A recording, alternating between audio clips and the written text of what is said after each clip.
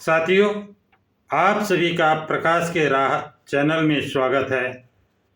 साथियों, सिद्धार्थ गौतम तपश्चर्या का परित्याग करके ज्ञान प्राप्ति और मार्गदर्शन में नए प्रकाश के लिए ध्यान भावना पीपल के वृक्ष के नीचे पद्मासन में बैठ गया तो उसे बुरे विचारों और बुरी चेतनाओं उसके चित्त में प्रवेश करने लगीं, जिससे सिद्धार्थ गौतम भयभीत होकर सोचने लगा कि कहीं ये उसे पराजित कर उसका उद्देश्य विफल न कर दें।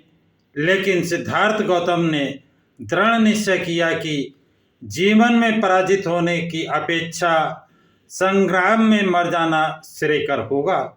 दूसरा परिणाम ये हुआ उसका परिणाम ये हुआ कि दुष्प्रवृत्तियां निराश होकर सिद्धार्थ गौतम को छोड़कर चली गई।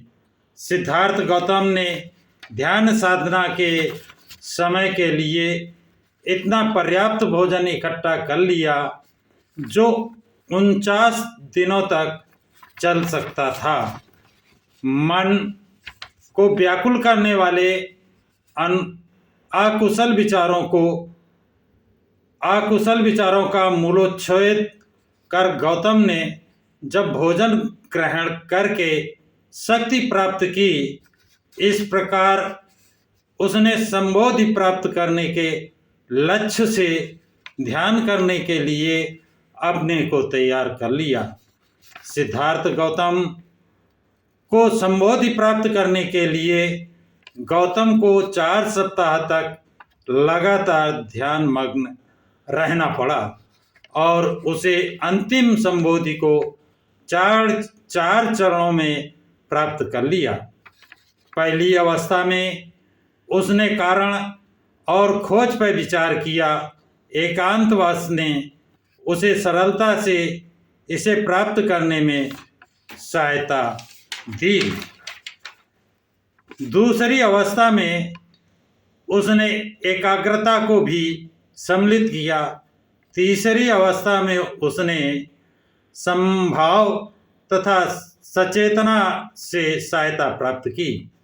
चौथी और अंतिम अवस्था में उसने पवित्रता को समभाव में तथा समचित्तता को सचेतना में शामिल कर लिया। इस प्रकार जब चित्त एकाग्र, निर्मल, दोष रहित, दूषण रहित, ग्रहणशील, दक्ष, स्थिर, भावना रहित हो गया तो अपने उद्देश्य को भूले बिना गौतम ने अपना सारा ध्यान उस समस्या के समाधान पर केंद्रित किया जो उसे परेशान कर रही थी। चौथे सप्ताह के अंतिम दिन की रात्रि में उसमें प्रकाश उत्पन्न हुआ।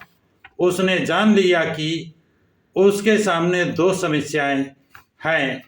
पहली समस्या थी कि संसार में दुख है और दूसरी समस्या थी कि किस प्रकार इस दुख का अंत करके मानव जाति को सुखी बनाया जाए।